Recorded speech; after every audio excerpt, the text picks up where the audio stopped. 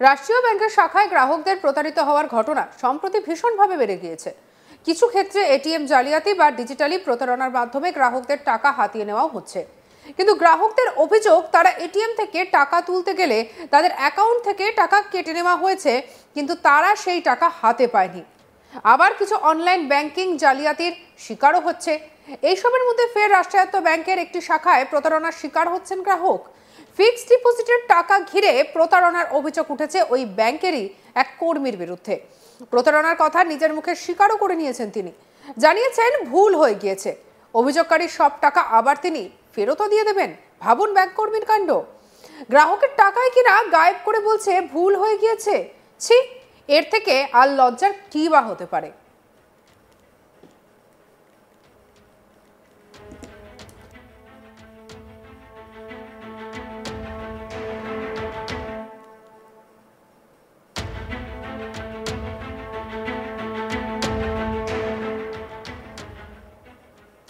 ঘটনাটা ঘটেছে বর্ধমান শহরের এক রাষ্ট্রায়ত্ত ব্যাংকে। অভিযুক্ত ব্যাংক কর্মীর নাম ভোলানাথ হাজারি। গ্রাহক আরাফাত সিদ্দিকী অভিযোগ করেছেন, তিনি ওই শাখায় 21,000 টাকা এবং 80,000 টাকার দুটি ফিক্সড ডিপোজিট করেছিলেন। তার দাবি, তিনি সেই দুটি এফডির অরিজিনাল বন্ড হারিয়ে ফেলেছিলেন। এরপর তিনি ব্যাংকের কাছে ডুপ্লিকেট বন্ডের আবেদন করেন, কিন্তু তখন ব্যাংকের পক্ষ থেকে জানানো হয় তিনি নাকি কোনো এফডি করেননি। যা শুনে কার্যত অবাক হয়ে যান আরাফাত সিদ্দিকী। পরে তিনি বুঝতে পারেন যে প্রতারণার শিকার হয়েছেন। এরপর তিনি ব্যাংক ম্যানেজারকে লিখিতভাবে অভিযোগ জানান। চিঠিতে তিনি লেখেন, এটা একটা বড় ধরনের প্রতারণা। আমি টাকা জমা দিয়েছি, অথচ ব্যাংক বলছে এই ডিপোজিট তাদের রেকর্ডে নেই। ব্যাংকের এক বা একাধিক কর্মীর গাফিলতি অথবা ইচ্ছাকৃত জালিয়াতির ফলে এই ধরনের ঘটনা ঘটেছে বলে তিনি মনে করেন। দোষীদের বিরুদ্ধে প্রশাসনিক পদক্ষেপ নেওয়ার আর্জিও জানান। কি বলছেন অভিযোগকারী আরাফাত সিদ্দিকী, শুনবো। ওই আমরা এখানে টাকা ফিক্সড ডিপোজিটের জন্য দিয়েছিলাম। ওই যে ভোলানাথ হাজারি ওই সব ফর্ম টর্ম ফিল আপ করে সিগনেচার করে আমাদের কাছ থেকে নিল যে ফিক্সড ডিপোজিট এটা করা হবে। পরে আমরা যখন টাকাটা তুলতে যাচ্ছি তখন টাকাটাও দিচ্ছে না, 4 মাস ধরে ঘোরাচ্ছে। দিয়ে পরে এখন ব্যাংকের ম্যানেজারকে যখন জানালাম, ম্যানেজার বলছে কাগজগুলো মানে ঠিকঠাক নেই, ভুলভাল আছে। তো তার জন্য আমরা এখানে ম্যানেজারকে জানিয়েছি, ওনারা কি স্টেপ নিচ্ছে দেখি। এরকম হ্যাঁ, থানায় অভিযোগ করেছি, ম্যানেজারকে জানানো হয়েছে। তো এরকম ফ্রড তো আমরা জানতাম না। আমাদের কাছে ক্যাশ টাকা নেওয়ার পর ফ্রড কাগজগুলো দিয়েছে। তখন আমরা ওই ভোলানাথ হাজারি ওই স্টাফ, এখানকার সাব স্টাফ। ইনার হচ্ছে 18 লাখ টাকা, আমার হচ্ছে 2,60,000, ইনার হচ্ছে 1,20,000। তিনটে অ্যাকাউন্ট আছে। ব্যাংক ম্যানেজার তো আজকে বললেন যে আমি লিগ্যাল স্টে, এর আগে বললেন আমি পুলিশ ডাকবো, এই ডাকবো, চেঁচামেচি করবেন না। তো টাকাটা তো আমরা ব্যাংকে দিচ্ছি, ব্যাংকের স্টাফকে দিচ্ছি। তো ম্যানেজারকে তো এরকম কথা বলা উচিত না। আমরা তো ম্যানেজার এখানে এসেই কথা বলবো টাকার ব্যাপারে, যেহেতু ব্যাংকে দিয়েছি। উনি বলছেন বাইরে গিয়ে কথা বলবো। আমরা বাইরে কেন কথা বলবো, আমাদের ব্যাংকে স্টাফ দিয়েছি। দিয়ে আজকে উনি একটু স্টেপ নিলেন। আমরা চাইছি যে আমাদের টাকাটা উইথড্র হয়ে যাক, আর যে আমাদের সাথে এরকম প্রতারণা করেছে তার একটা শাস্তি। এদিকে এরপর অভিযুক্ত ব্যাংক কর্মী ভোলানাথ হাজারিকে জিজ্ঞাসাবাদ করতেই সব সত্যি বেরিয়ে আসে। তিনি নিজের মুখে স্বীকার করেন যে ওই গ্রাহক আমার কাছে এফডি করেছিলেন, তার কাছ থেকে টাকা নিয়েছিলাম। তিনি জাল এফডি সার্টিফিকেট তৈরি করে ওই গ্রাহককে দেন এবং কিছু টাকা তিনি আত্মসাৎ করেন। যে টাকা দিয়ে তার কিছু ধার দেনা ছিল সেগুলো তিনি মেটান। তবে ওই অভিযুক্ত ব্যাংক কর্মী জানান তিনি সম্পূর্ণ টাকাই ফেরত দেওয়ার চেষ্টা করবেন। কি বলছেন ভোলানাথ হাজারি, শুনবো। হ্যাঁ, এটা ভুলবশত হয়ে গেছে। ভুলবশত হয়ে গেছে। কত লক্ষ টাকা ঠিক করেছে? একটা 20,000, দুটো 50,000, আর একটা 40,000। টোটাল কত টাকা? 3,70,000। 3,70,000 টাকা। 21 লক্ষ টাকা বলছেন? না, 21 লক্ষ টাকা। কত টাকা নিয়েছেন আপনি ঠিক করেছেন? আর একটা 4 লক্ষ আছে। ওনারা তো অভিযোগ করছেন 21 লক্ষ টাকা। তো কাগজ দেখলেই তো দেখা যায়। কি করলেন টাকা? আমার বাড়ি নারকেল বাগান। বর্ধমানে? হ্যাঁ, বর্ধমান খোঁজ বাগানের পরে নারকেল বাগান। কেন চুরি করলেন? কেন কি টাকা চুরি করে কি করলেন? এটা আগে ঘটেছিল ঘটনা? এইটা হয়েছে 4-5 মাস। টাকার নিয়ে কি করলেন? হাত দেনা শোধ হয়েছে। কি করেন টাকা? হাত দেনা শোধ। আপনি তো এখান থেকে একটা স্যালারি পান, তো তাহলে কত টাকা স্যালারি পান আপনি? কত টাকা?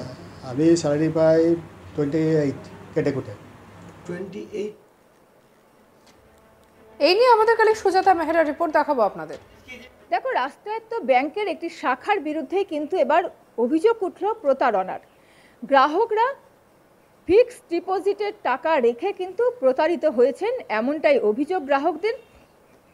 এবং যেটা জানা যাচ্ছে যে তারা অভিযোগ করছেন যে এই প্রতারণার সঙ্গে, জালিয়াতির সঙ্গে কিন্তু যুক্ত রয়েছে ব্যাংকেরই এক কর্মী, তার নাম হচ্ছে ভোলানাথ হাজারি। যেটা জানা যাচ্ছে আমানতকারীদের কাছ থেকে যে তারা 3টে অ্যাকাউন্ট থেকে 3জন আমানতকারী কয়েক লক্ষাধিক টাকা কিন্তু ফিক্সড ডিপোজিট করেছিলেন এবং ভোলানাথ হাজারির মাধ্যমে তারা টাকা জমা করেছিলেন। কিন্তু পরবর্তী সময়ে একজন আমানতকারী সিদ্দিকী তিনি হঠাৎ করেই তার ডিপোজিটের যে সার্টিফিকেট রয়েছে, অর্থাৎ ডিপোজিটের যে রিসিভ কপি রয়েছে, সেটা কিন্তু হারিয়ে ফেলে এবং তার ফলে তিনি যখন ব্যাংকে আসেন ডুপ্লিকেট তোলার জন্য, তখন জানানো হয় যে এরকম কোনো ফিক্সড ডিপোজিটই হয়নি তাদের ব্যাংকে, বা ওই নামে কোনো ফিক্সড ডিপোজিটই নেই। এরপর যারা সিদ্দিকীর সঙ্গে আরও 2জন ওখানে ফিক্সড ডিপোজিট করেছিলেন, তারাও যখন এসে তাদের ফিক্সড ডিপোজিট সম্পর্কে জানতে চান, তখন জানা যায় যে তারাও কিন্তু প্রতারিত হয়েছে, তাদের নামে কোনো ফিক্সড ডিপোজিটই হয়নি, অর্থাৎ কোনো এফডিই নেই তাদের নামে। যথারীতি তারা তখন যে ভোলানাথ হাজারি মাধ্যম দিয়ে এই ফিক্সড ডিপোজিট করেছিলেন, এফডি করেছিলেন, যার কাছে টাকা দিয়েছিলেন এই 3জন গ্রাহক, তাকে যখন তারা চেপে ধরে, তখন জানা যায় যে না, তিনি কোনো এফডি করেননি। তাহলে তাদের কাছে রিসিপ্ট কপি কী করে এসছিল, এফডির ডিপোজিটের কপি, রিসিপ্ট কপি কী করে এলো? এই রকমভাবে যখন জানতে চাওয়া হয় ভোলানাথ হাজারির কাছে, সে কিন্তু জানায় যে সে এফডির নকল কপি কিন্তু, জাল কপি কিন্তু তাদেরকে দিয়েছিল এবং ব্যাংকে কাজ করার সূত্রে কিন্তু সে এই সুযোগটা নিয়েছিল কপি জাল করার, সই জাল করার, এবং অ্যামাউন্টের যেখানে লেখা থাকে সেইখানে কিন্তু সে কাগজ চাপা দিয়ে ভুল অ্যামাউন্ট ওখানে লেখে এবং তারপরে কিন্তু সেই কপি এই যে যারা ডিপোজিট করেছিল, অর্থাৎ যারা আমানতকারী ছিল, তাদেরকে কিন্তু দিয়েছিল। ফলে সম্পূর্ণটাই কিন্তু জালিয়াতি। এবং ভোলানাথ যিনি অভিযুক্ত, তিনি যেটা জানাচ্ছেন যে তিনি এরপর ওই টাকা নিয়ে কিন্তু তার যেসব ধার দেনা ছিল বাজারে, সেগুলো সে মিটিয়েছে। সে কিন্তু স্বীকার করে নিচ্ছে যে সে এই প্রতারণাটা করেছে। এখন এই ভোলানাথ হাজারিকে কেন গ্রাহকরা দিতে গেল?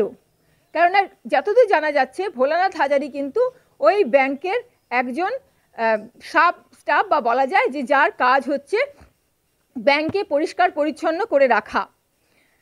অবশ্যই সে ব্যাংক কর্মী এবং সেই ভরসাতেই, যে ব্যাংক কর্মী, এই ভরসাতেই কিন্তু তাকে এই যে 3জন প্রতারিত যারা হয়েছেন, তারা কিন্তু বিশ্বাস করে, পরিচিত হওয়ার কারণে তাকে এফডি করার জন্য টাকাগুলো দিয়েছিল।